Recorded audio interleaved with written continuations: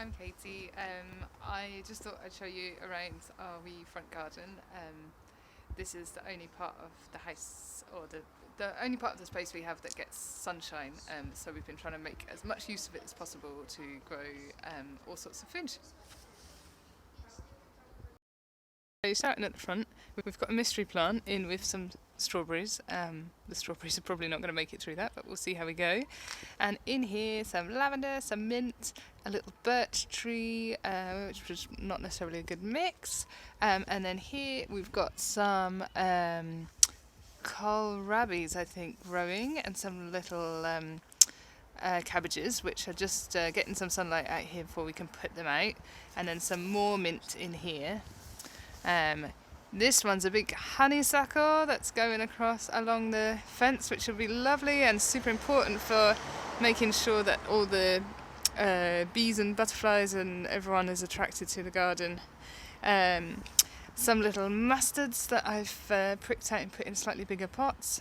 And then this is my Pea and Bean Collection, which is growing in milk cartons and things, and growing up some bits of old Christmas tree that I found.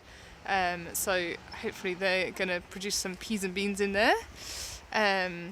We've got a little wild garden here, and I've kept the dandelion because you can eat the leaves. So the dandelion leaves have been going into salads, and then we've had some daffodils here as well, which has been lovely. Here's a broad bean, which I just popped in the mix, and somewhere down here also there's a pea just started growing. And I'm hoping it's going to grow up this Buddleja, which is again in for the bees and butterflies and everybody else, all the pollinators. This is a big mix of mustard and sort of stir-fry greens, which I've been pricking out and giving a bit more space and eating some of the little ones. And then we've got here dill and basil and chives and parsley and coriander, which are looking very good. And some more little plants which will go into a bit more space once they've got bigger. These are again mustardy things. I'm super pleased with this little corner of the garden. This has been lovely daffodils which are just over. I'm incredibly pleased with the fennel plant. The leaves go really nicely in salads and things. That's this big bushy one. And then underneath we've got lemon, I think it's lemon verbena. I mix up lemon verbena and lemon balm. Maybe it's lemon balm, which tastes of lemons and you can make tea with. And again, there's a little pea in there that's hopefully going to grow up this, which is last year's fennel plant. So waiting for that to put its head up. This is another salady plant. I can't remember what it's called. We've got rosemary, tulips, raspberries, another broad bean. This somewhere here, there's a mustard plant. We're just waiting to get bigger. And this, I've forgotten what this is called as well, but this is another one for the birds, and it's got nice berries and it should be good for pollinators.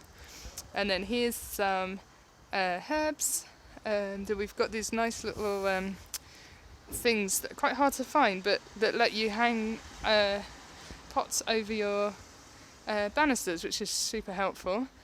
At the moment those are largely feeding the aphids, but we're just waiting for the ladybirds to arrive to reduce the aphids, and then we can eat a bit more of those herbs. Now on the other side, some baby trees, some kind of slightly wild habitat with a rosemary plant, which is great. And then up here, our downstairs neighbour built these lovely planters just from some wood, which was great. There's also edible leaves. There's a jasmine plant, again that's for the wildlife, and it smells lovely.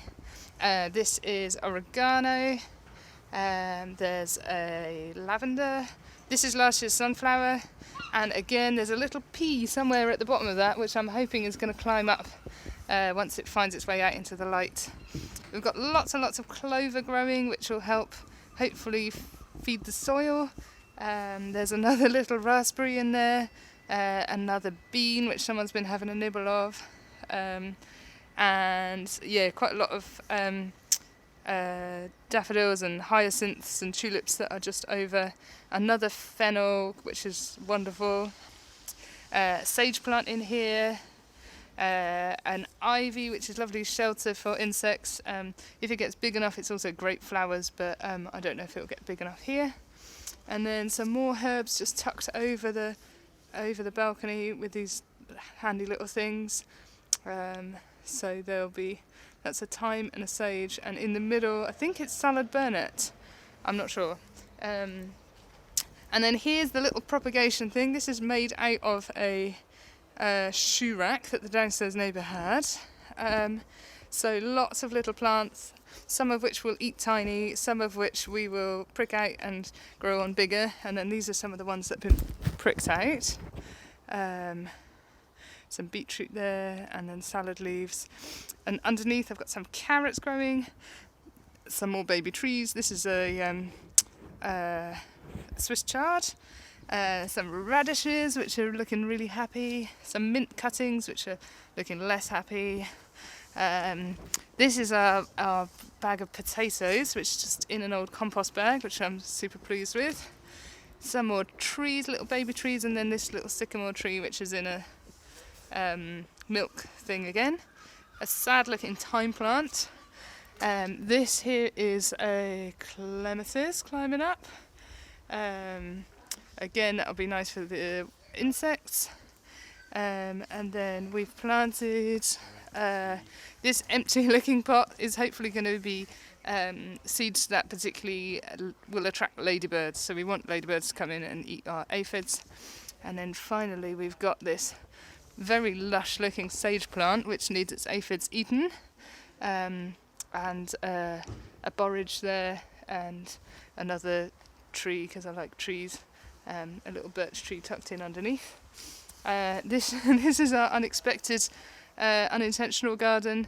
This is a little collection of common kind of weeds and wildflowers, with the nice addition of a inedible because of the dogweed, I suspect, mustard plant from our seeds last year. So that's all looking very happy, and it shows you that things can grow in no soil.